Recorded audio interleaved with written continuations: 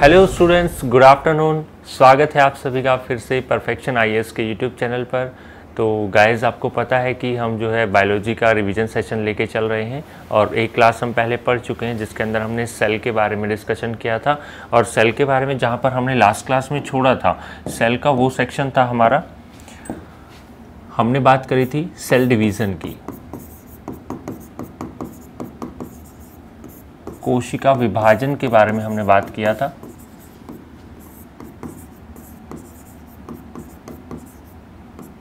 तो बच्चों, कोशिका विभाजन जो है हम पढ़ चुके थे, जिसमें हमने 3 तरह का विभाजन देखा था बेसिकली। एक हम देखे थे कि समसूत्री विभाजन होता है, एक जो है वो अर्धसूत्री विभाजन होता है, और जो तीसरा टाइप रहता था वो था खंडन विधि यानी कि बाइनरी फिजन। तो बच्चों, ये हम देख चुके हैं। इसके बाद आगे बढ़ते हैं। देखिए, यहाँ पर बेसिकली हम अगर बात करें तो हमारा जो सेल का सेक्शन है वो ऑलमोस्ट कंप्लीट हो चुका है, लेकिन इसकी कुछ 2-4 चीज़ें हैं जो मुझे आपको बतानी है, तो वो ध्यान से एक बार समझ लीजिएगा। तो यहाँ पर कुछ हमारे पास ऐसे फैक्ट्स आते हैं जो डायरेक्ट एग्ज़ाम में पूछे जाते हैं। जैसे सबसे पहले पूछा जाता है स्मॉलेस्ट सेल, सबसे छोटी कोशिका। तो सबसे छोटी कोशिका की जब बात आती है तो हम सीधा सीधा कहते हैं कि सबसे छोटी कोशिका होती है माइकोप्लाज्म बैक्टीरिया में, माइकोप्लाज्म बैक्टीरिया में।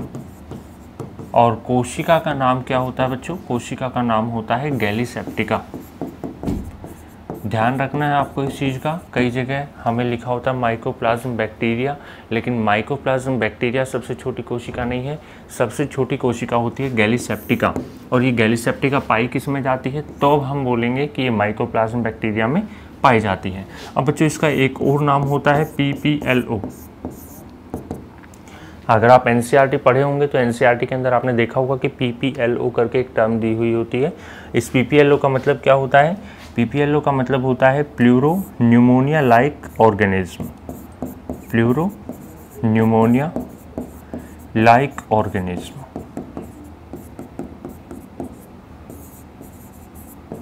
Pleuro pneumonia like organism. तो बच्चों, ये इसका पूरा नाम होता है PPLO का, और ये हमारा जो है सबसे छोटा कोशिका होता है पूरे प्राणी जगत के अंदर। यानी कि लिविंग बीइंग की हम बात करते हैं तो कंप्लीट लिविंग बीइंग के अंदर जो है सबसे छोटा कोशिका गैलीसेप्टिका होता है, या फिर इसे PPLO भी कहा जाता है। पाया किस में जाता है? ये माइकोप्लाज्म बैक्टीरिया में। और PPLO का पूरा नाम क्या है? Pleuro pneumonia like organism. तो ये हमारा पहला हो गया स्मॉलेस्ट सेल। इसके बाद हम बात करेंगे लार्जेस्ट सेल की। और लार्जेस्ट सेल तो आप सभी जानते ही हैं, ये कौन होती है? ये होता है आपका ऑस्ट्रिच एग यानी कि शतुरमुर्ग का अंडा। ऑस्ट्रिच एग, शतुरमुर्ग का अंडा पूरे प्राणी जगत में सबसे बड़ी कोशिका होती है। देन हम बात करेंगे लॉन्गेस्ट सेल, सबसे लंबी कोशिका। तो लॉन्गेस्ट सेल की जब बात आती है तो हम सीधा सीधा कहते हैं कि हमारी बॉडी में एक ऐसी सेल है जो पूरे प्राणी जगत में हर किसी प्राणी के शरीर में, अगर हम कोशिका को देखें तो सबसे लंबी जो कोशिका होती है ये मानव शरीर में पाई जाती है, जिसको कहा जाता है नर्व सेल, जिसको आप जानते होंगे न्यूरॉन के नाम से, या फिर इसका आपने नाम सुना होगा तंत्रिका कोशिका।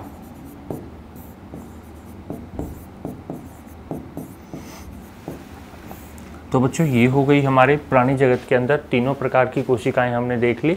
एक हो गई हमारी स्मॉलेस्ट सेल जो हमने देखी, किसके अंदर माइकोप्लाज्म बैक्टीरिया में पाई जाती है, नाम होता है गैलीसेप्टिका या फिर PPLO।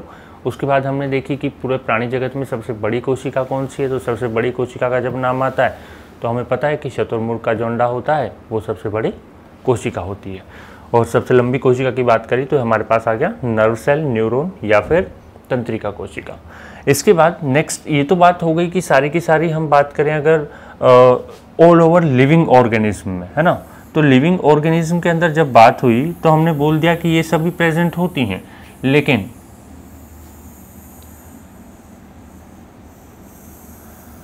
लेकिन ये तो लिविंग ऑर्गेनिज्म में है ना। ह्यूमन बॉडी की अगर बात करें तो वहाँ कौन सी होगी?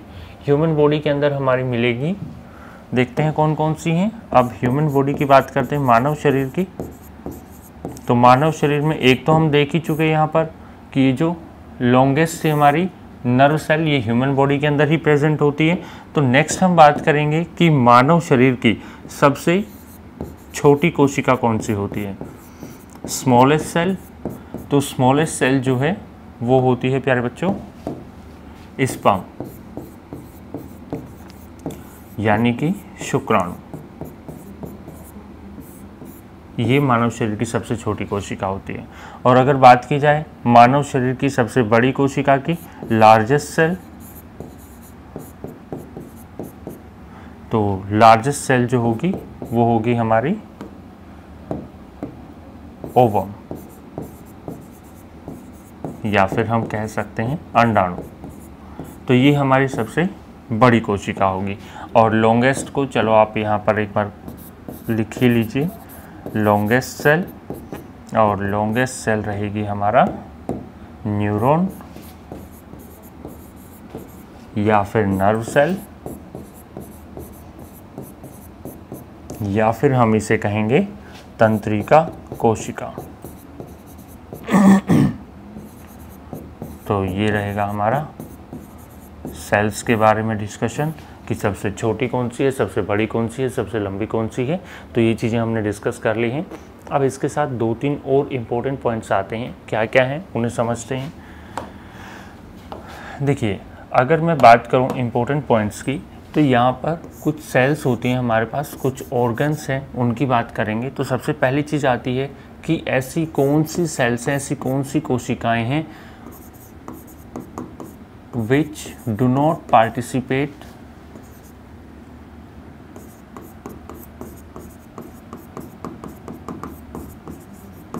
in cell division, यानी कि वे कोशिकाएं जो कोशिका विभाजन में भाग नहीं लेती हैं, वो कौन सी कोशिकाएं होती हैं। तो जब आप बात आती है कि कौन सी कोशिकाएं कोशिका विभाजन में भाग नहीं लेती, तो हम वही कहते हैं जो हमारे शरीर की सबसे लंबी कोशिका है, यानी कि न्यूरॉन्स, तंत्रिका कोशिकाएं, या फिर हम कह सकते हैं कि जो नर्व सेल्स होती हैं वो भाग नहीं लेती हैं किसके अंदर, सेल डिवीज़न के अंदर, कोशिका विभाजन के अंदर। अब एक अगला जो सेंटेंस हम लिखने वाले हैं इसको थोड़ा ध्यान से समझिएगा। हम कहते हैं कि ये तो हमने देख लिया कि जो सेल डिवीज़न में पार्टिसिपेट ही नहीं करती। अब हम उन सेल्स की बात करेंगे which have maximum growth और सेल डिवीज़न,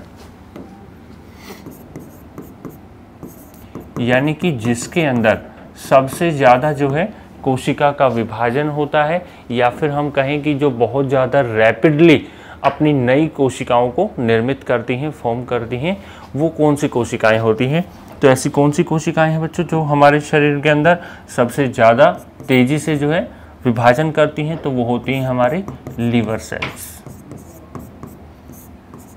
यानी कि यकृत की कोशिकाएं। जैसा कि आपने देखा भी होगा, अक्सर हम एक चीज़ सुनते हैं कि कोई बहुत ज़्यादा अल्कोहलिक पर्सन है, तो लगातार अगर लंबे समय तक वो शराब का सेवन कर रहा है तो हम कहते हैं कि उसका लीवर ख़राब हो गया है। लेकिन आपने देखा होगा कि कुछ डॉक्टर वगैरह होते हैं, या फिर हम बात करें कि कुछ प्रोफेशनल्स होते हैं जो रेगुलर बेसिस पे अल्कोहल ले रहे हैं, लेकिन वो एक लिमिटेड अमाउंट में लेते हैं। और एक अल्कोहलिक पर्सन जो होता है वो रेगुलर अमाउंट में अच्छा खासा अमाउंट लेता है अल्कोहल का।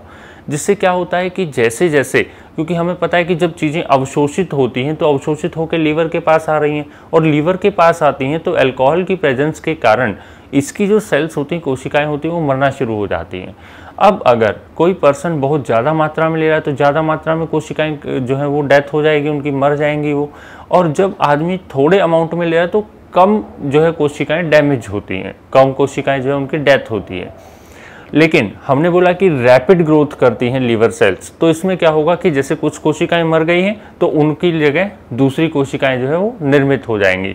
लेकिन जो एक अल्कोहलिक पर्सन होता है जो बहुत ज़्यादा मात्रा में शराब का सेवन करता है, तो लगातार एक लंबा अमाउंट या एक ज़्यादा अमाउंट सेल्स का डेड होने के कारण कुछ समय के बाद उसका जो लीवर है वो धीरे धीरे काम करना कम कर देता है और फाइनली लीवर नष्ट हो जाता है, डैमेज हो जाता है। और हम कहते हैं कि कोई भी एक अल्कोहलिक पर्सन है जिसके अंदर लीवर खराब होने से उसकी मृत्यु हो जाती है। तो ये होता है ग्रोथ के कारण कि इसके अंदर जो मैक्सिमम ग्रोथ है या जो मैक्सिमम सेल डिवीज़न है वो किस में प्रेजेंट होती है, लीवर सेल्स के अंदर प्रेजेंट होती है। तो ये कुछ बात हो गई हमारी सेल के बारे में। अब एक छोटा सा जो डिफरेंस हमें पढ़ना है उसकी हम बात करेंगे। एक तरफ हम लिखेंगे एनिमल सेल और दूसरी तरफ हम लिखेंगे प्लांट सेल। तो हमें इनके अंदर जो है कुछ डिफरेंस जो है वो डिस्कस करने यहाँ पर क्या अंतर होते हैं। तो सबसे पहला अंतर जो एनिमल सेल होती हैं, एनिमल सेल्स के अंदर जो आउटर लेयर होती है, आउटर कवरिंग जो होती है वो होती है प्लाज्मा मेम्ब्रेन, प्लाज्मा झिल्ली, जो कि बनी होती है किससे, फॉस्फोलिपिड से। लेकिन जब हम बात करते हैं प्लांट सेल की, तो प्लांट सेल में हमें पता है कि जो आउटर लेयर होती है, आउटर मेम्ब्रेन जो होती है, वो आउटर लेयर बनी होती है किसकी, सेल वॉल की। और ये सेल वॉल जो होती है ये स्ट्रक्चर होती है किसकी बनी हुई, सेल्यूलोज की स्ट्रक्चर होती है। किसकी स्ट्रक्चर होती है बच्चों, सेल्यूलोज की स्ट्रक्चर। तो पहला डिफरेंस क्लियर है कि ये प्लाज्मा झिल्ली है और ये कोशिका भित्ति है। ये बनी है फॉस्फोलिपिड से, ये बनी है आपकी सेल्यूलोज से। इसके बाद दूसरे डिफरेंस की अगर बात करें तो जो एनिमल सेल होती हैं, एनिमल सेल के अंदर कुछ जो सेल ऑर्गेनल्स होते हैं, सेल ऑर्गेनल्स लाइक माइटोकॉन्ड्रिया, यानी कि माइटोकॉन्ड्रिया जैसे, या फिर हम बात करें राइबोसोम के जैसे,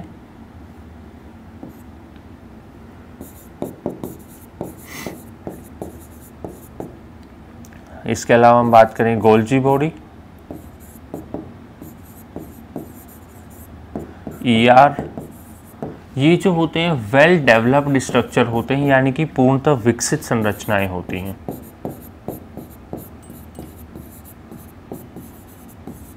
लेकिन जब प्लांट सेल की हम बात करते हैं तो हम कहते हैं कि ऑल दिस ऑर्गेनल्स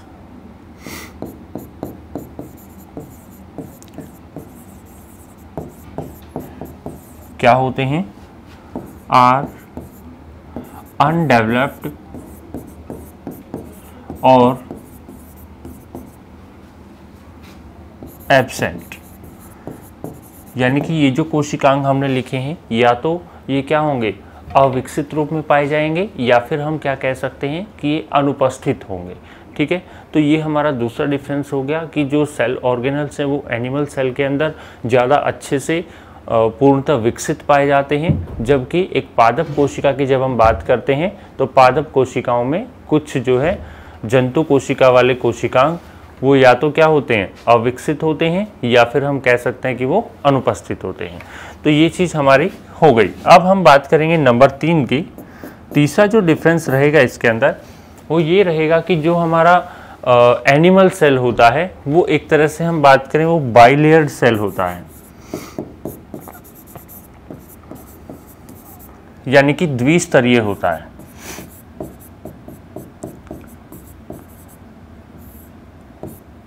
जबकि जो प्लांट सेल रहेगा वो ट्राइलेयर्ड रहेगा, त्रिस्तरीय रहेगा। द्विस्तरीय और त्रिस्तरीय का क्या मतलब हुआ, देखिए जब हम एनिमल सेल की बात करते हैं तो एनिमल सेल के अंदर हम देखते हैं कि एनिमल सेल जो है उसमें सबसे बाहर एक झिल्ली जो उपस्थित है उस झिल्ली को हम कह रहे हैं प्लाज्मा मेम्ब्रेन। इस प्लाज्मा मेम्ब्रेन के अंदर जो प्रोटोप्लाज्म है, उस प्रोटोप्लाज्म के अंदर पाया जाता है हमारे पास न्यूक्लियस यानी कि केंद्रक। और ये जो केंद्रक है, इस केंद्रक के बाहर से भी ये जो झिल्ली उपस्थित है, इसे नाभिकीय झिल्ली कहते हैं। क्या कहते हैं बच्चों? नाभिकीय झिल्ली। तो यहाँ पर हमारे पास एक लेयर हो गई प्लाज्मा झिल्ली और दूसरी हो गई नाभिकीय झिल्ली। तो इसलिए जो जंतु कोशिका होती है वो द्विस्तरीय होती है, 2 स्तर उसमें पाए जाते हैं। लेकिन जब हम एक प्लांट सेल की बात करते हैं तो यहाँ पर मैंने कल भी आपको इस तरह से एक डायग्राम बना के दिखाया था, इसमें इस तरह का स्ट्रक्चर प्रेजेंट होता है।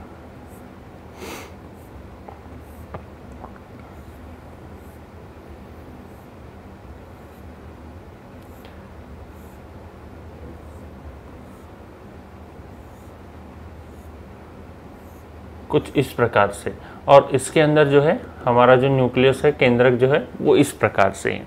तो यहाँ पर हमारे पास कितनी झिल्लियाँ हो गई? एक तो हो गई हमारे पास नाभिकीय झिल्ली, एक हो गई हमारे पास कोशिका झिल्ली यानी कि प्लाज्मा झिल्ली, और तीसरी हो गई हमारे पास सेल वॉल यानी कि कोशिका भित्ति। तो यहाँ पे हमारे पास 3 लेयर प्रेजेंट है, तो इसलिए इसको त्रिस्तरीय कहा जाता है। वहाँ पर इसमें 2 लेयर प्रेजेंट है, तो इसलिए इसको द्विस्तरीय कहा जाता है। ये हमारा हो गया नंबर 3। नंबर 4 की अगर हम बात करें तो एक चीज़ तो आपको पता ही है, ये चीज़ तो, ये वाला डिफरेंस तो आप सभी जानते ही होंगे कि जो एनिमल सेल होती है, एनिमल सेल के अंदर जो वैक्यूल्स होते हैं, जो रिक्तिकाएं हमने पढ़ी थी लास्ट क्लास में, वो वैक्यूल्स स्मॉलर स्ट्रक्चर होती हैं, छोटी छोटी संरचनाएं होती हैं।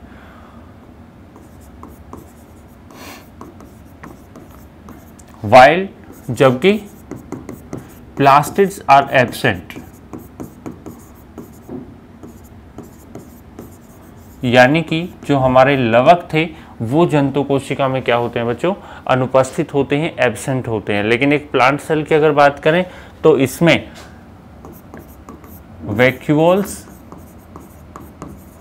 And plastids both are well developed structures.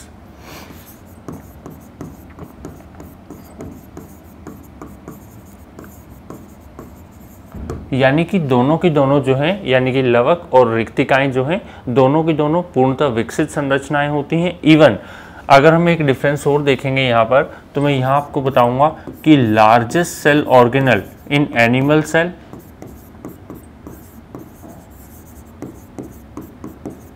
कौन हो जाएगा? ये हो जाएगा हमारा न्यूक्लियस। कौन हो जाएगा बच्चों? न्यूक्लियस। लेकिन जब हम बात करते हैं largest cell organelle in plant cell,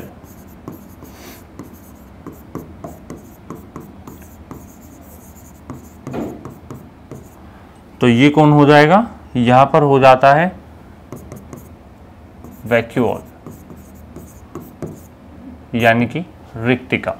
तो ये हमें ध्यान रखना है, ये दोनों इंपॉर्टेंट रहेंगे, दोनों के दोनों points. Largest cell organelle in animal cell तो वो हो जाएगा न्यूक्लियस, और largest cell organelle in plant cell वो हो जाएगा हमारा वैक्यूल यानी कि रिक्तिका। तो ये कुछ बेसिक डिफरेंस थे जिनको हमने डिस्कस किया है यहाँ पर। इसके बाद एक छोटा सा डिफरेंस और हम यहाँ पर देखेंगे। क्या डिफरेंस रहेगा? अब की बार हम डिफरेंस देखने वाले हैं प्रोकैरियोट्स और यूकैरियोट्स के अंदर।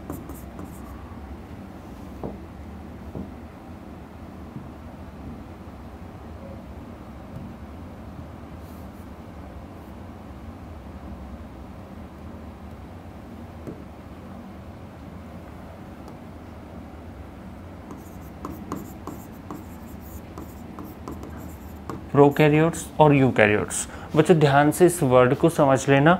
यहाँ पर जो शब्द लिखा हुआ है यूकैरियोट और प्रोकैरियोट, इसके अंदर दोनों के अंदर कैरियो वर्ड आया है, यू के अंदर भी और प्रो के अंदर भी।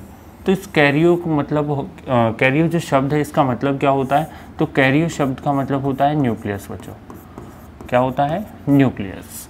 यहाँ पर भी कैरियो का मतलब क्या हो गया? न्यूक्लियस। यहाँ पर जो प्रो वर्ड लिखा हुआ है, इस प्रो वर्ड का मतलब होता है कि जो हमारा न्यूक्लियस रहेगा वो प्री टाइप का रहेगा, यानी कि वो पुराने टाइप का जो है न्यूक्लियस केंद्रक हमारे पास रहेगा। लेकिन जब यू की बात करी जाती है तो ये होता है न्यूली डेवलप्ड, या फिर हम बात करें न्यूली ओरिजिनेटेड, यानी कि जो नए केंद्रक हमारे विकसित हुए हैं वो होते हैं यूकैरियोट्स, और जो पुराने केंद्रक हमें मिलते हैं वो होते हैं प्रोकैरियोट्स। तो इनके अंदर कुछ बेसिक डिफरेंसेस की हम बात करेंगे। चलिए स्टार्ट करते हैं। सबसे पहला पॉइंट इसके अंदर हम कहेंगे कि अनडेवलप्ड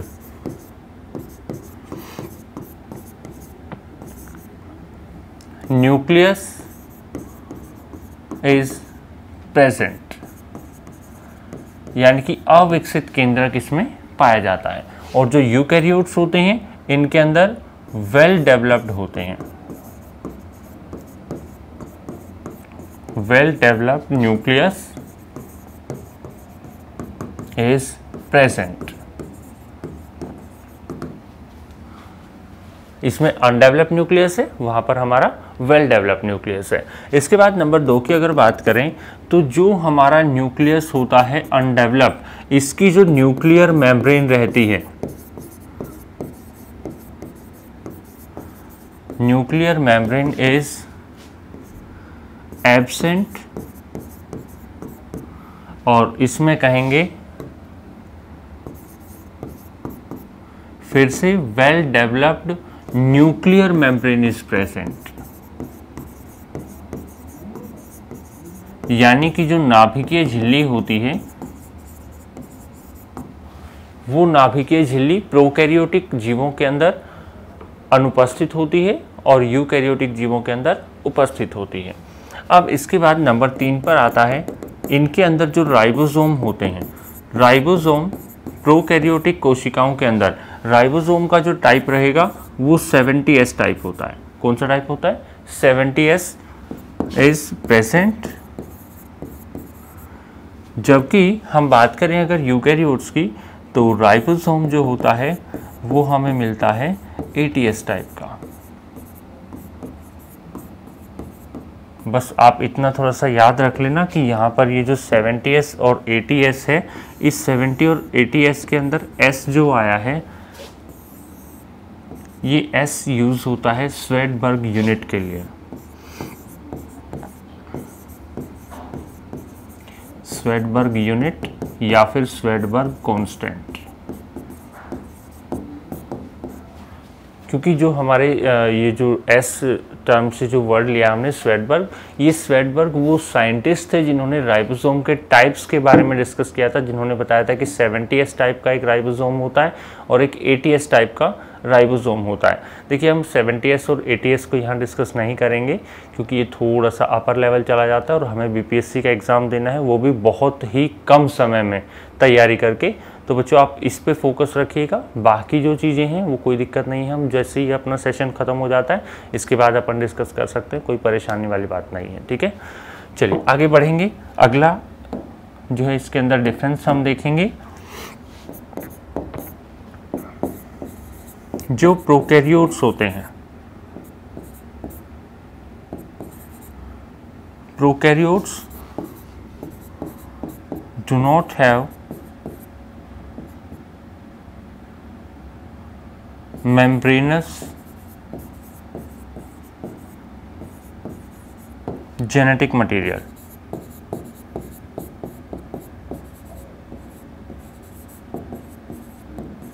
यानी कि जो अनुवांशिक पदार्थ होता है वो मेम्ब्रेनस नहीं होता है।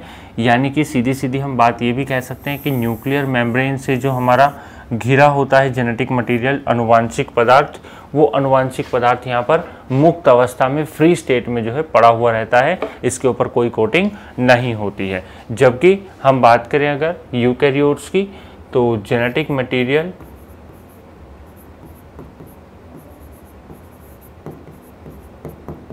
इज कंप्लीटली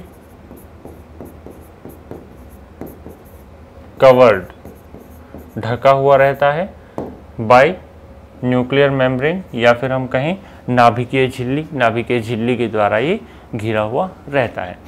तो ये कुछ हमारे डिफरेंसेस हुए। इसके अलावा भी बहुत सारे डिफरेंसेस होते हैं, लेकिन यहाँ पर समय का अभाव है, तो जो मेजर चीज़ें हैं उनको हम डिस्कस यहाँ पर करके चलेंगे। तो ये हो गया हमारा प्रोकैरियोट्स और यूकैरियोट्स के बीच डिफरेंस।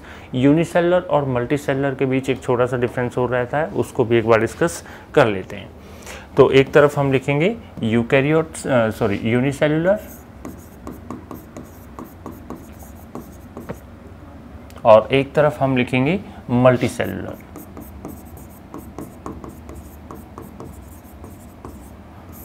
तो यूनिसेलुलर और मल्टीसेलुलर की हमें बात करनी है। तो यूनिसेलुलर क्या होंगे, मल्टीसेलुलर। मुझे लग रहा है कि आपको शायद इस बैकग्राउंड से कोई प्रॉब्लम हो रही है, क्योंकि बैकग्राउंड में मुझे नहीं लगता कि सारी चीज़ें क्लियर हैं। तो हम जो है वाइट बैकग्राउंड ट्राई करते हैं। तो यहाँ पर शायद अच्छे से चीज़ें दिखाई दे रही हैं। एक हो गया हमारा यूनिसेलुलर और दूसरा हो गया मल्टीसेलुलर। यूनिसेलुलर क्या होगा, देखो बच्चों, यूनिसेलुलर की जब हम बात करते हैं तो यूनि का मतलब क्या होता है, यूनि जो होता है, यूनि का मतलब होता है सिंगल, और सेलुलर यानी कि सेल की बात हो रही है। तो ये जो पूरा ऑर्गेनिज्म होगा जो यूनिसेलुलर होगा, इसके अंदर कितनी कोशिकाएं होंगी, इसके अंदर केवल और केवल एक ही कोशिका होगी। लेकिन मल्टीसेलुलर की बात करें, मल्टी का मतलब होता है मोर देन वन, सेलुलर यानी कि सेल। तो मल्टीसेलुलर की जब बात आती है तो हम कहते हैं कि more than one cell is present, और जब यूनिसेलुलर की बात आती है तो हम कहते हैं सिंगल सेल इज प्रेजेंट। तो ये तो पहला डिफरेंस ही हम मान सकते हैं कि पहला डिफरेंस हो जाता है यहाँ पे। लेकिन आगे हम बढ़ेंगे इसका दूसरा नंबर लेके। तो जो यूनिसेलुलर होते हैं तो बच्चों इनका जो डिवीज़न ऑफ लेबर होता है,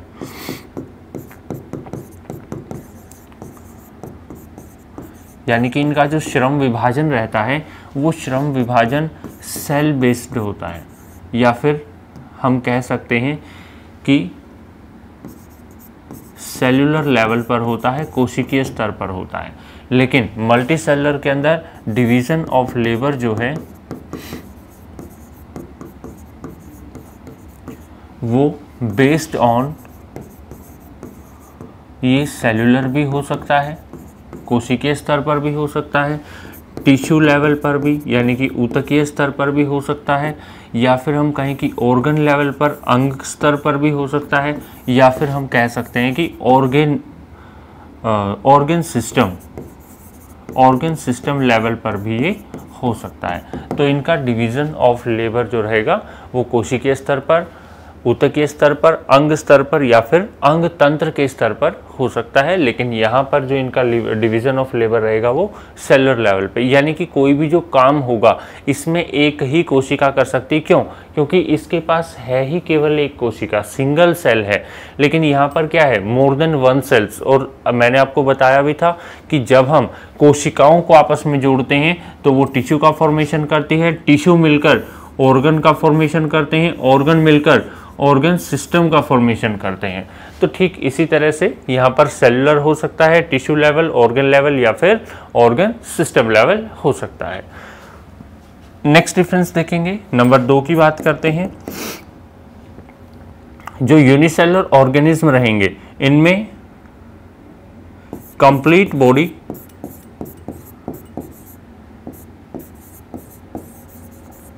is exposed in environment,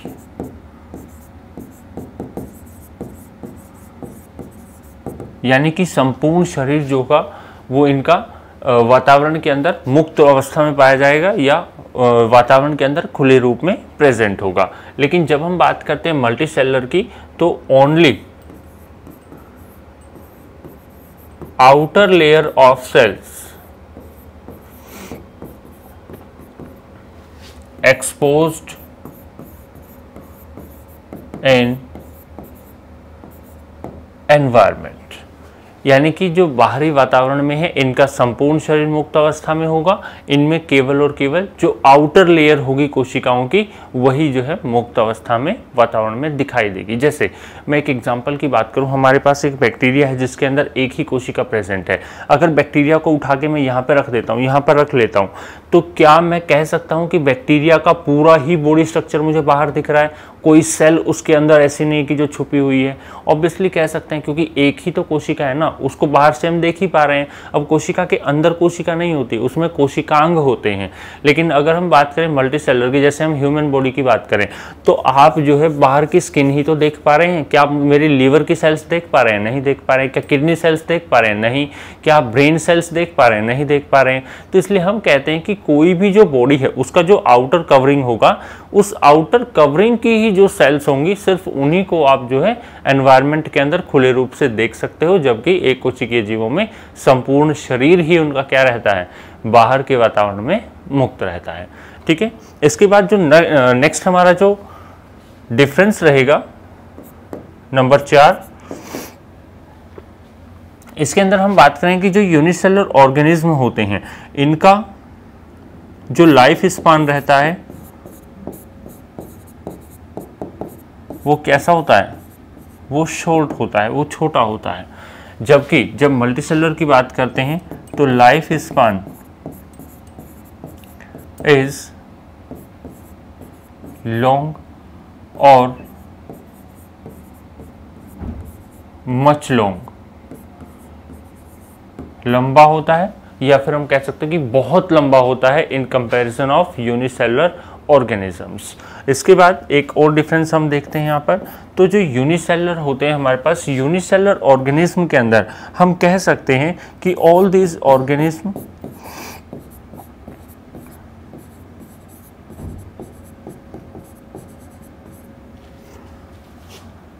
perform their function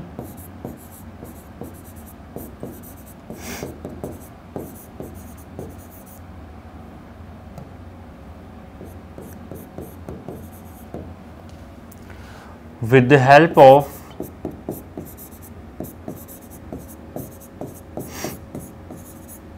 single cell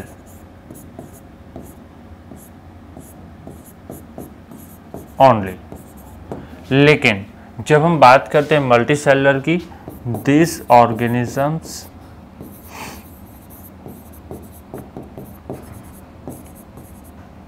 have different cells to perform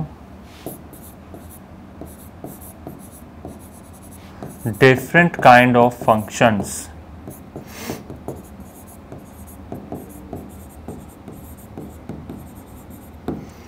यानी कि हम सीधी सीधी बात करें तो जो एक कोशिकीय जीव हैं उनमें हमें पता है कि कितनी कोशिकाएं हैं, एक ही कोशिका है, तो जो भी काम करना होगा वो यही एक कोशिका कर सकती है। लेकिन जब हम बात करते हैं मल्टी सेलुलर की, तो यहाँ पर मोर देन वन सेल्स हैं, यानी कि एक काम को करने के लिए एक ही प्रकार की कोशिकाएं हैं, दूसरे प्रकार की जो कोशिकाएं हैं वो दूसरे काम के लिए कार्य करती हैं। यानी कि सीधा सीधा हम कहेंगे this organism have different cells to perform different kind of function, यानी कि अलग अलग तरह की क्रियाओं को करने के लिए अलग अलग प्रकार की हमारे पास कोशिकाएं अवेलेबल होती हैं। क्लियर है? तो ये कुछ बेसिक डिफरेंस हो गए हमारे एनिमल सेल और प्लांट सेल में, और इसी के साथ हम कहते हैं कि हमारा जो कोशिका वाला चैप्टर है वो समाप्त हो जाता है। इसके बाद नेक्स्ट हम अगले चैप्टर की ओर बढ़ते हैं। अगला चैप्टर हम लेके चलेंगे फूड कंपोनेंट्स, भोजन के घटक।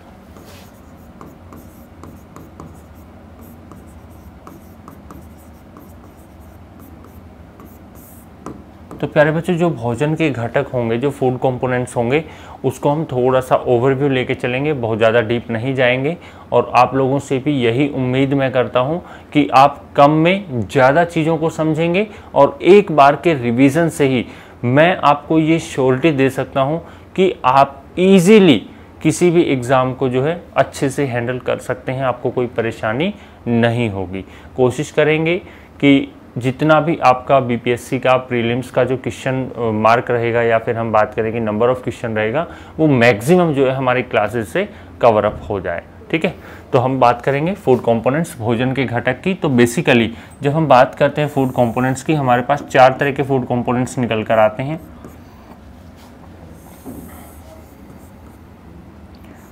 कौन कौन सी 4 हैं? सबसे पहला आता है हमारे पास कार्बोहाइड्रेट्स, दूसरा जो है वो निकल कर आता है प्रोटीन, प्रोटीन के बाद हम बात करते हैं फैट्स की, वसाओं की, और वसाओं के बाद हमें पढ़ने होते हैं विटामिन्स। तो प्यारे बच्चों एक एक करके हम जो है इन चारों फूड कंपोनेंट्स को देखेंगे। तो सबसे पहले बात आती है कार्बोहाइड्रेट की। तो मैं इनका बेसिक स्ट्रक्चर आपके साथ शेयर कर लेता हूं कि जो कार्बोहाइड्रेट्स होते हैं उसके अंदर कार्बन होता है, हाइड्रोजन होता है, ऑक्सीजन होता है, क्योंकि ये रखा हुआ है कार्बो मतलब कार्बन, हाइड्रेट्स यानी कि ऑक्सीजन और हाइड्रोजन की बात हो रही है। तो कार्बन, हाइड्रोजन और ऑक्सीजन तीनों मिलकर किसका निर्माण करते हैं? कार्बोहाइड्रेट का निर्माण करते हैं। लेकिन जब हम प्रोटीन की बात करें तो प्रोटीन के अंदर कार्बन भी होता है, हाइड्रोजन भी होता है, ऑक्सीजन भी होता है। इसके साथ ही एक चीज़ और हम नाइट्रोजन जो है उसको ऐड कर देते हैं, और ये चारों मिलकर अमीनो एसिड का फॉर्मेशन करते हैं। अमीनो एसिड, और ये अमीनो एसिड जो है इन चारों से ही निर्मित होते हैं, और ये चारों से बनने वाले अमीनो एसिड मिलकर फॉर्मेशन कर देते हैं प्रोटीन का।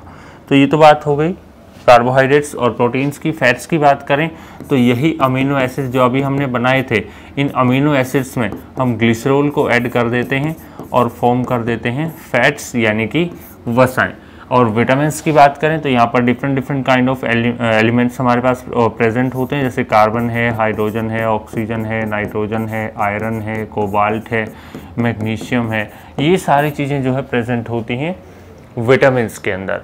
तो ये एक बेसिक स्ट्रक्चर रहेगा, बेसिक फॉर्मुलेशन रहेगा इसके अंदर एलिमेंट्स का, कि हमारे जो फूड कंपोनेंट्स हैं वो किस किस चीज़ से मिलकर बने होते हैं। अब बात आती है कि इनका फंक्शन क्या होता है। तो जो हमारे कार्बोहाइड्रेट्स होते हैं वो क्या करते हैं? प्रोवाइड्स एनर्जी, ऊर्जा प्रदान करते हैं। प्रोटीन्स क्या करते हैं? ये यूज होते हैं टू फॉर्म बॉडी स्ट्रक्चर, या फिर हम कह सकते हैं to form body muscles, bones and tissues. ये तो हो गई बात फॉर्मेशन की। या फिर हम एक चीज़ और कह सकते हैं कि सिर्फ फॉर्मेशन ही नहीं, इनका यूज़ रिपेयरिंग में भी होता है। जब कोई टिश्यू जो है डैमेज हो जाता है, कोई बोन डैमेज हो जाती है, तो प्रोटीन्स ही वो स्ट्रक्चर होती हैं जो हमारे बॉडी के अंदर जो डैमेज पार्ट है उसको रिपेयर कर सकते हैं, उनका जो है मरम्मत कर सकते हैं। तो ये तो बात हो गई हमारे कार्बोहाइड्रेट्स और प्रोटीन की। फैट की अगर बात करें तो फैट्स का काम भी होता है एक तरह से एनर्जी प्रोवाइड करना, लेकिन ये एनर्जी केवल और केवल इमरजेंसी कंडीशन में ही प्रोवाइड करवाते हैं। तो इमरजेंसी कंडीशन के अंदर ये जो है हमें एनर्जी प्रोवाइड करवा रहे हैं। इसके बाद हम आते हैं विटामिन्स के ऊपर। तो विटामिन्स के अंदर आपको ये चीज़ जाननी है कि यहाँ से ना एनर्जी मिल रही है, ना कोई बॉडी फॉर्मेशन हो रहा है, ना ही कोई मसल्स का फॉर्मेशन हो रहा है, ना ही कोई टिश्यू जो है वो डैमेज हो रहा है, उसकी रिपेयरिंग हुई है। इनका काम सिर्फ और सिर्फ होता है बॉडी मेटाबॉलिज्म।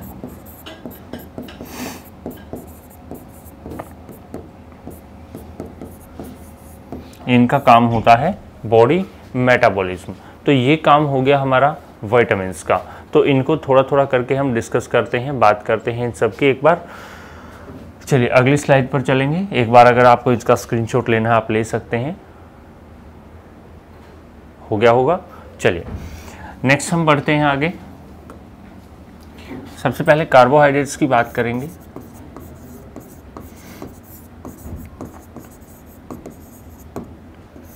तो जो कार्बोहाइड्रेट्स होते हैं, कार्बोहाइड्रेट्स के अंदर हम डिस्कस करते हैं कि जो कार्बोहाइड्रेट्स हैं उनका क्या क्या फंक्शन है, किस तरह से एनर्जी हमें प्रोवाइड करवाते हैं, कितना अमाउंट ऑफ एनर्जी हमें मिलता है, कितने प्रकार के होते हैं, ये सब चीज़ें हमें देखनी है। तो देखिएगा कार्बोहाइड्रेट्स जो होते हैं ये तो हम देख ही चुके हैं कि इससे एनर्जी हमें मिल रही है। एनर्जी के साथ साथ हम बात करते हैं कि ये जो एनर्जी है ये मिलती है अप्रॉक्स 4.2 किलो कैलोरी।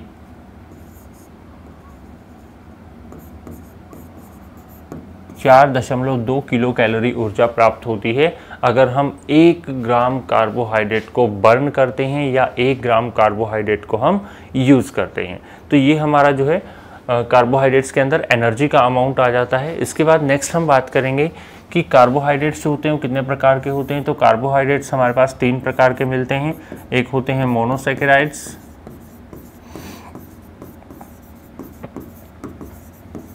डाइसैकेराइड्स और पॉलीसैकेराइड्स।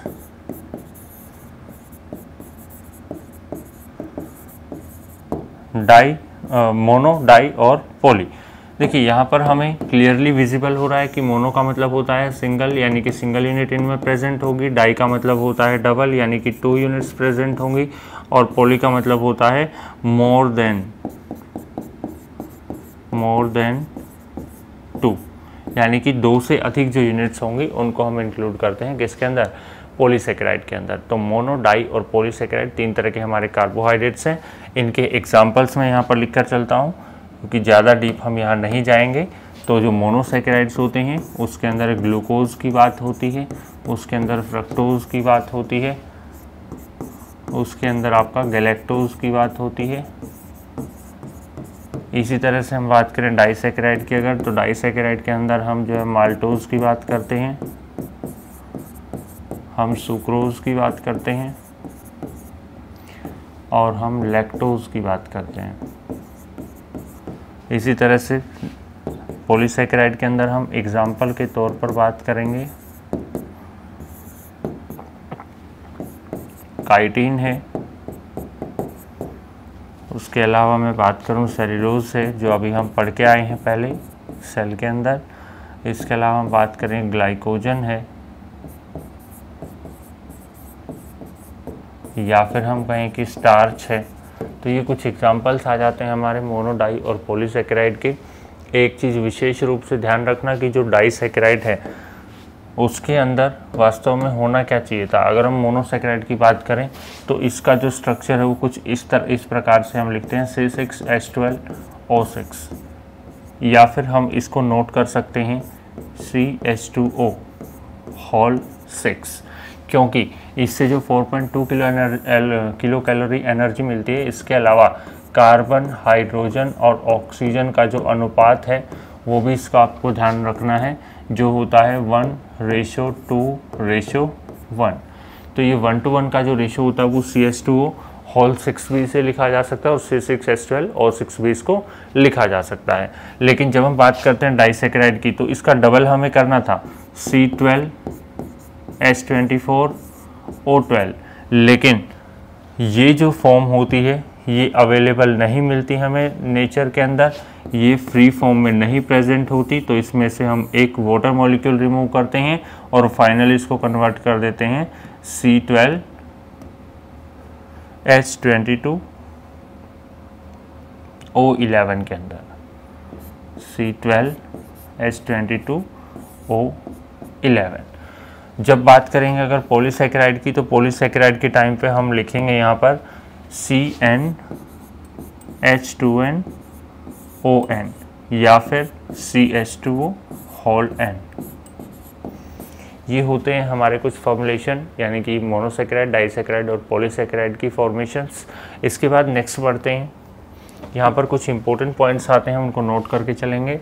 सबसे पहला simple most form,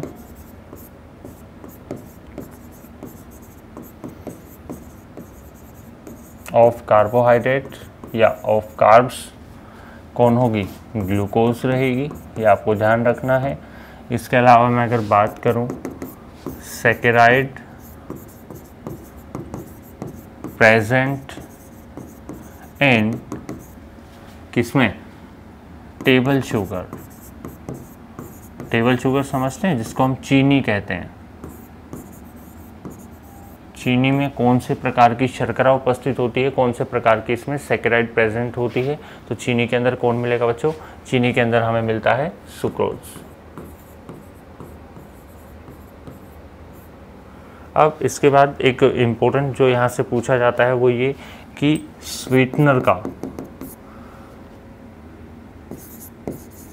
sweetener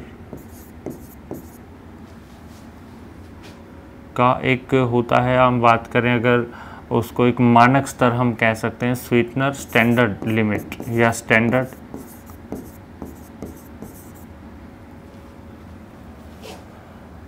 sweetener का हम इसे मानक पैमाना कह सकते हैं, या फिर हम कह सकते हैं कि किसके आधार पर हम मिठास को जो है कम या ज़्यादा बोलेंगे। तो एक स्टैंडर्ड पैरामीटर जो होगा वो पैरामीटर बनाता है हमारा फ्रक्टोज। इसे हम सबसे मीठी शर्करा भी कह सकते हैं, क्योंकि जो फ्रक्टोज होती है ये ग्लूकोज और फ्रक्टोज मिलकर जो है वो सुक्रोज का फॉर्मेशन कर देते हैं। उसके बाद हम बात करें अगर नंबर 4 पर, एक और इम्पोर्टेंट पॉइंट यहाँ पर हमसे पूछा जाता है, सैकेराइड प्रेजेंट इन ग्रेप्स, अंगूर में कौन सी शर्करा पाई जाती है। देखिए अगर हम जनरली फ्रूट्स की बात करेंगे तो फ्रूट्स के अंदर, फ्रूट से याद रखना फ्रुक्टोज, फ्रूट से क्या रहेगा फ्रक्टोज, लेकिन जो ग्रेप्स होते हैं ये एक्सेप्शन होते हैं, अपवाद होते हैं, तो इनमें फ्रक्टोज न मिलकर इनके अंदर कौन सी शर्करा प्रेजेंट होती है बच्चों, इनमें ग्लूकोज हमारा पाया जाता है, ग्लूकोज इसमें उपस्थित रहता है। ये हमारा हो गया फ्रूट्स के बारे में और ग्रेप्स यानी कि अंगूर के बारे में। इसके अलावा अगर हम बात करें तो एक दो और है हमारे पास, जैसे मैं कहूँ अगर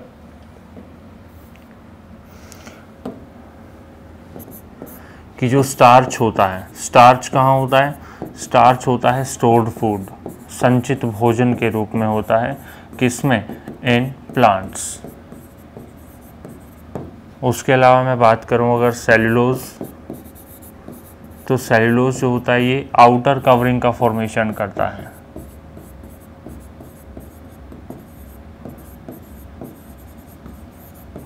किसमें, इन प्लांट्स एंड फंजाई, कवकों में और पादपों में जो है ये बाहरी आवरण का निर्माण करता है। या फिर हम बात करें सेल्यूलोज के अलावा ग्लाइकोजन की, तो जो ग्लाइकोजन होता है वो आपका प्रेजेंट होता है किसके अंदर, ग्लाइकोजन जो रहेगा वो आपका प्रेजेंट रहेगा स्टोर्ड फूड की फॉर्म में, किसमें, इन एनिमल्स। प्लांट्स में जो स्टोर्ड फूड रहेगा वो स्टार्च की फॉर्म रहेगी, और जो एनिमल्स के अंदर स्टोर्ड फूड रहेगा वो ग्लाइकोजन की फॉर्म रहेगी। अब बचा लास्ट हमारा काइटिन, तो जो काइटिन होता है ये भी आउटर फॉर्मेशन बनाता है, आउटर कवरिंग बनाता है इन आर्थ्रोपोड्स।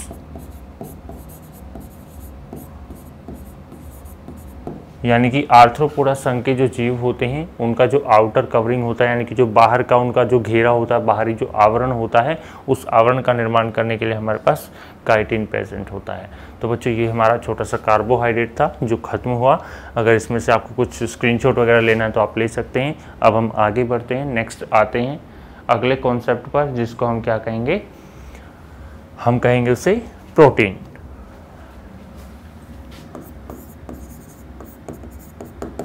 प्रोटीन की अगर बात करें तो प्रोटीन का फॉर्मेशन हम बात करें हैं कार्बन, हाइड्रोजन, ऑक्सीजन और नाइट्रोजन, ये चारों मिलकर करते हैं, और इन चारों से निर्माण होता है अमीनो एसिड का। और अमीनो एसिड की बात करें तो इसके लिए रिक्वायर्ड होते हैं मिनिमम 20 अमीनो एसिड्स, और इन 20 अमीनो एसिड्स में से दो पार्ट्स में हम इनको डिवाइड करते हैं। एक वो होंगे अमीनो एसिड 10 अमीनो एसिड जो हमें बॉडी फॉर्म करके देगी, शरीर द्वारा जो निर्मित होंगे वो होते हैं 10 अमीनो एसिड, और जो रिमेनिंग 10 हैं ये आते हैं कहाँ से, भोजन से।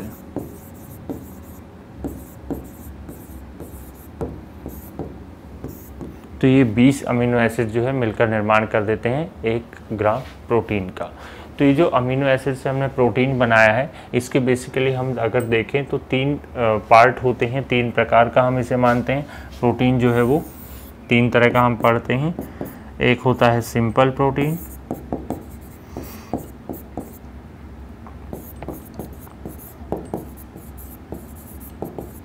एक होता है कॉन्जुगेटेड प्रोटीन, एक होता है डिराइव्ड प्रोटीन, सरल, संयुग्मी, व्युत्पन्न।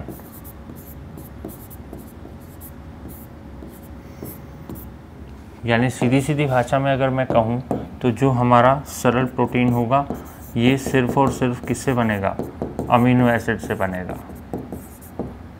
ये जो होगा amino acid plus an extra group,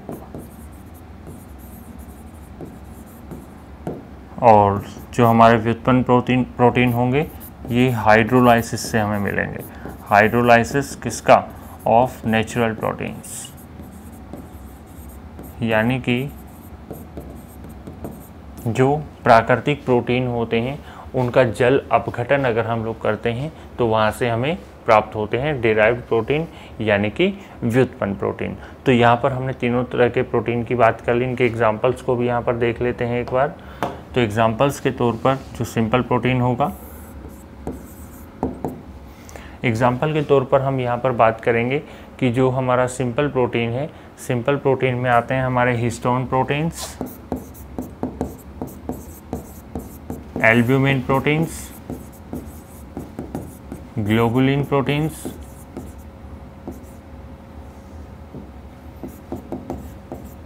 इस तरह के जो प्रोटीन्स होते हैं उनको हम बात करेंगे। उनको हम एक बार बात करेंगे किसके अंदर, सिंपल प्रोटीन के अंदर, कि जो सिंपल प्रोटीन होते हैं, सिंपल प्रोटीन में हम एग्जांपल्स की अगर बात करें तो एग्जांपल्स के तौर पर आ गया हमारे पास हिस्टोन प्रोटीन, एल्बुमिन प्रोटीन और हमारे पास आ गया ग्लोबुलिन प्रोटीन। इसी तरीके से हमारे पास और प्रोटीन जो है यानी कि कॉन्जुगेटेड प्रोटीन रहेगा। कॉन्जुगेटेड की हम बात करेंगे एग्जांपल्स के तौर पर, यहाँ पर हम लेते हैं लाइपोप्रोटीन हो गया, यानी कि हम कह सकते हैं कि लाइपेज ग्रुप यहाँ पर ऐड हो गया है। इसी तरह से न्यूक्लियोप्रोटीन हो गया, यहाँ पर न्यूक्लियेज हमारा ऐड हो गया है। इस तरह के जो हमारे एग्जाम्पल्स होंगे उनको हम कहेंगे कॉन्जुगेटेड प्रोटीन यानी कि संयुग्मी प्रोटीन। इसके अलावा जो डिराइव्ड प्रोटीन होते हैं, व्युत्पन्न प्रोटीन, ये हम अभी बात करें कि हाइड्रोलाइसिस ऑफ नेचुरल प्रोटीन, यानी कि जो प्राकृतिक प्रोटीन होते हैं उनका जल अपघटन हम करते हैं, हाइड्रोलाइसिस करते हैं और निर्माण करते हैं व्युत्पन्न प्रोटीन का। इनके एग्जाम्पल्स की अगर हम बात करें तो यहाँ पे एग्जाम्पल के तौर पर हम लेते हैं पेप्टोन्स को, या फिर हम कह सकते हैं पेप्टाइड्स, या एग्जाम्पल के तौर पर हम यहाँ ले सकते हैं पैराकैसिनेट को। तो ये कुछ इंपॉर्टेंट एग्जाम्पल्स हमारे हो जाते हैं व्युत्पन्न प्रोटीन यानी कि डिराइव्ड प्रोटीन्स के। ठीक है, तो एक बार हम आगे बढ़ेंगे, एक बार ये देख लीजिए आप लोग, इसका स्क्रीनशॉट ले लीजिएगा, उसके बाद आगे बढ़ते हैं। चलिए बच्चों आगे स्टार्ट करते हैं। यहाँ पे स्क्रीनशॉट ले लिया होगा इसका, आगे बढ़ते हैं। नेक्स्ट आते हैं हम अगले सेक्शन पर, यानी कि प्रोटीन के ही हम कुछ इंपॉर्टेंट पॉइंट्स की बात करेंगे।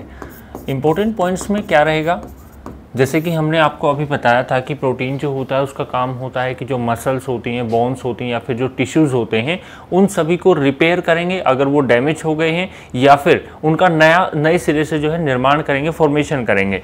लेकिन जब हम बात करते हैं, एक स्टेज होती है बच्चों के अंदर 0 to 14 ईयर्स, यानी कि 0 से 14 वर्ष तक की आयु के जो बच्चे होंगे उनमें सर्वाधिक महत्वपूर्ण भोजन का जो घटक होता है वो प्रोटीन को माना जाता है। क्यों माना जाता है? क्योंकि 0 to 14 ईयर्स की एज में जो डेवलपमेंट होता है, जो विकास होता है, किसका? बोन्स का विकास होता है, टिश्यूज़ का विकास होता है, डेवलपमेंट होता है, या फिर हम कहें मसल्स का होता है। क्योंकि एक बॉडी स्ट्रक्चर का जो फॉर्मेशन होता है, जैसे आपने सुना होगा कि नवजात शिशु जब होता है तो उसमें हड्डियों की संख्या 300 होती है, बच्चे के अंदर 270 होती है। जब और एडल्ट हम स्टेज में आते हैं तो वहाँ पर 206 हड्डियों की संख्या रह जाती है। यानी कि हड्डियाँ आपस में क्या हो रही हैं? फ्यूज़ हो रही हैं, जुड़ रही हैं। दो छोटी छोटी हड्डियाँ मिलती हैं और एक मजबूत हड्डी का निर्माण करती हैं। कुछ इस तरह से यहाँ पर जो फॉर्मेशन हो रहा है वो किसके कारण हो रहा है? प्रोटीन के कारण हो रहा है। तो 0 से 14 वर्ष तक की आयु के बच्चों के लिए मस्ट वाला जो हमारा फूड कंपोनेंट रहेगा, must required food component is protein. सर्वाधिक महत्वपूर्ण भोजन का घटक जो रहेगा वो कौन रहेगा? प्रोटीन रहेगा। अब दो इंपॉर्टेंट यहाँ पर डिसीज की बात हम करते हैं, रोगों की बात करेंगे कि जो प्रोटीन होता है, प्रोटीन की कमी से दो रोग हमारे होते हैं। एक होता है क्वाशियोरकर और एक होता है मेरेस्मस।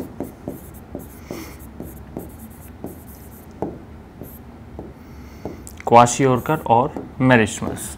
क्वाशियोरकर जो होता है वो बोन रिलेटेड डिसीज होती है, हड्डियों से संबंधित रोग होता है जिसके अंदर हड्डियों का विकास रुक जाता है, रिड्यूस्ड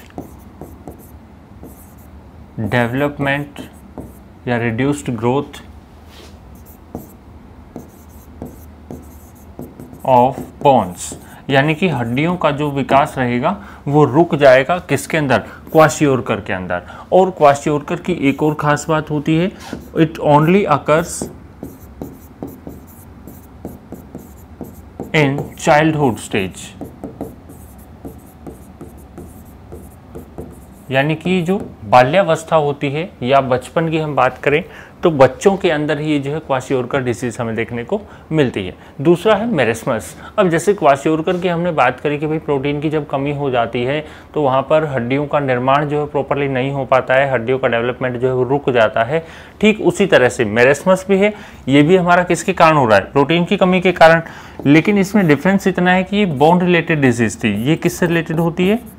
मसल्स रिलेटेड डिसीज होती है।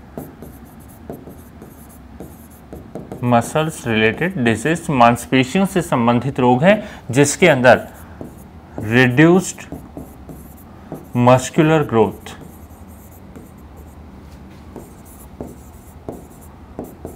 एंड जो मांसपेशियां होती हैं, मसल्स होती हैं,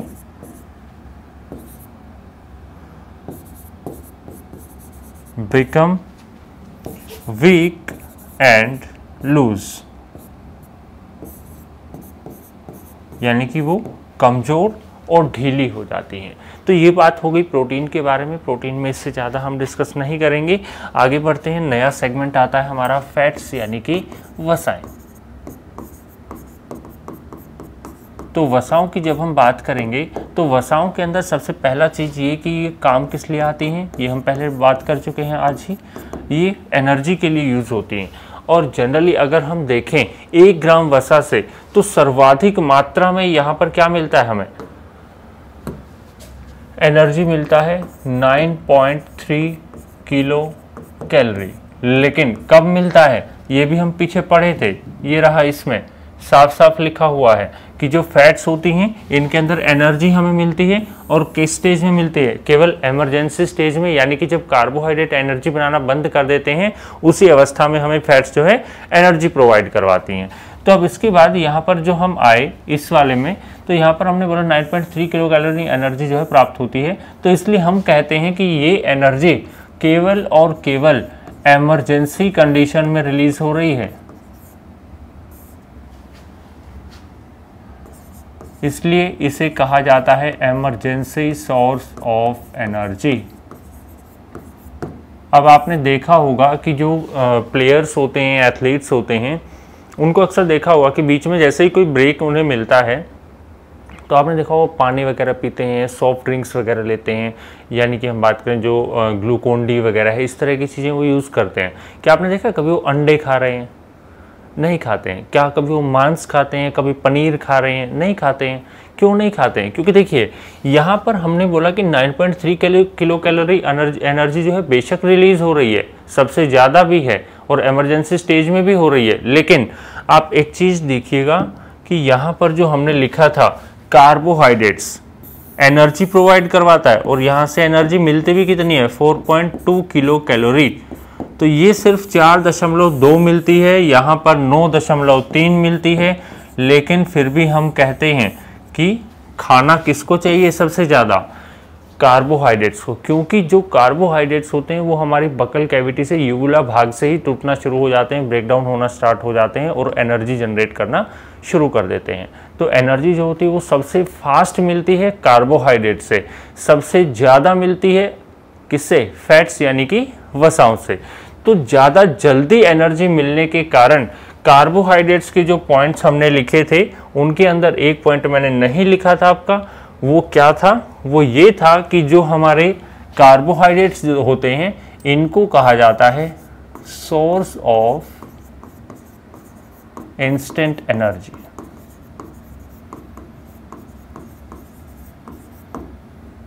आकस्मिक ऊर्जा का स्रोत इन्हें कहा जाता है।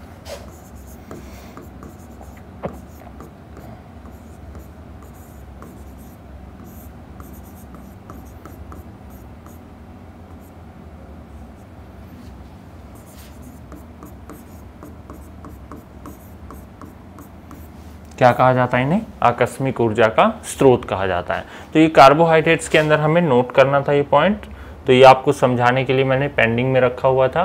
तो सोर्स ऑफ इमरजेंसी एनर्जी तो कहा जाएगा किसको? वसाओं को। और सोर्स ऑफ इंस्टेंट एनर्जी यानी कि आकस्मिक ऊर्जा का स्रोत वो किसको कहा जाएगा प्यारे बच्चों? वो कहा जाएगा कार्बोहाइड्रेट्स को। तो ये बात हो गई वसाओं के बारे में कि इनमें से एनर्जी जो है 9.3 किलो कैलोरी मिलती है और साथ ही साथ इसे इमरजेंसी सोर्स ऑफ एनर्जी कहा जाता है।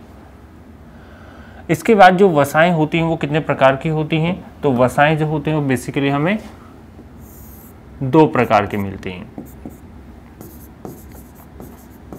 एक होती हैं सैचुरेटेड फैट्स और एक होती हैं अनसैचुरेटेड फैट्स। इनको कहा जाएगा संतृप्त वसाएं और इन्हें कहा जाएगा असंतृप्त वसाएं।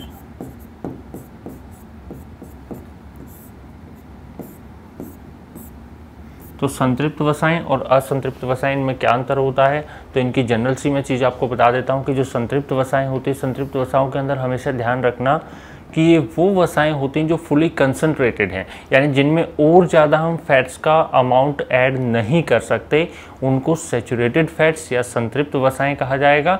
लेकिन जब हम कहेंगे कि इनके अंदर और ज़्यादा वसाएं हम ऐड कर सकें, यानी कि जो फुली कंसंट्रेटेड ना हो, तो उनको हम क्या कहेंगे?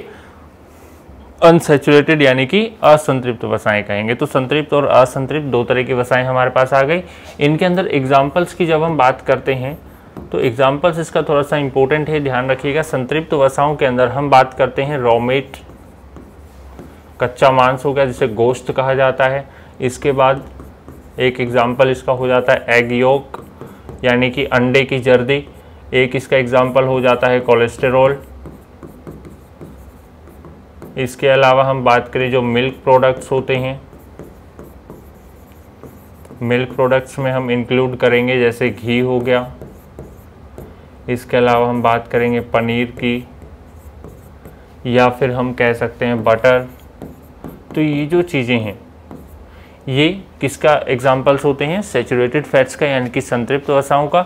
लेकिन जब हम अनसैचुरेटेड फैट्स की बात करते हैं तो यहाँ पर हम कहते हैं कि भैया अनसैचुरेटेड फैट्स के अंदर हम इंक्लूड कर रहे हैं रिफाइंड ऑयल हो गया, जैसे आप सफोला, राग ये सब यूज़ करते हो, रिफाइंड ऑयल। या फिर हम करें वेजिटेबल ऑयल। वेजिटेबल ऑयल में ये नाम तो आपने सुना ही होगा, डालडा, वही होता है वेजिटेबल ऑयल। यानी कि जो हम खाने में प्रयोग करते हैं वो उनको जो है वेजिटेबल ऑयल्स कहा जाता है। जैसे मस्टर्ड ऑयल हो गया यानी कि सरसों का तेल, ऑलिव ऑयल हो गया, या हम कहीं पीनट ऑयल हो गया,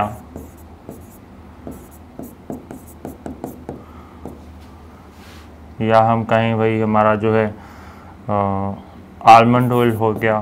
ये सब क्या है? Unsaturated fats. हाँ, एक चीज़ और मोस्ट इम्पोर्टेंट जो कि हमें लिखना है किसके अंदर? सैचुरेटेड फैट्स के अंदर।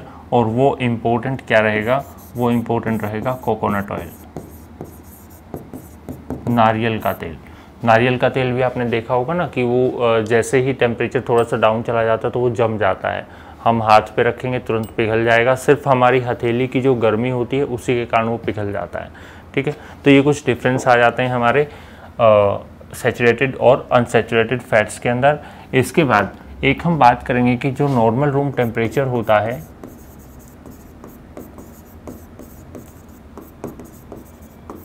सामान्य कमरे का जो ताप है उसके ऊपर जो वसाएं होती हैं सामान्य कमरे के ताप पर लिक्विफाइड कंडीशन में या लिक्विफाइड स्टेट में पाई जाती हैं,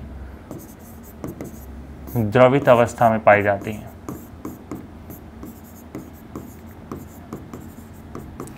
लेकिन जैसे ही हम टेम्परेचर को लेस देन 20 डिग्री सेल्सियस ले जाएंगे तो ये जो फैट्स हैं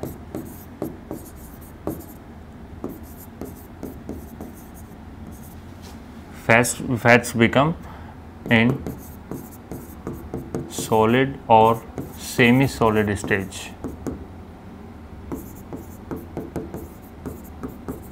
यानी कि जमना शुरू हो जाती हैं जैसे ही उसको less than 20 degree Celsius temperature पर ले जाया जाता है।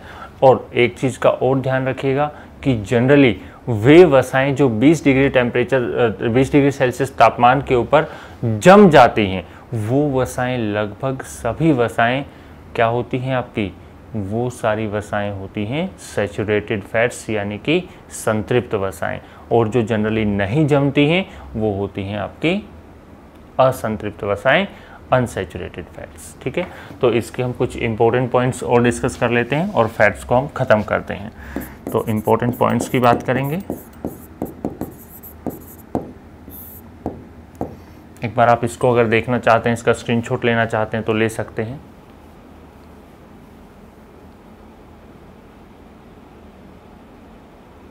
हो गया।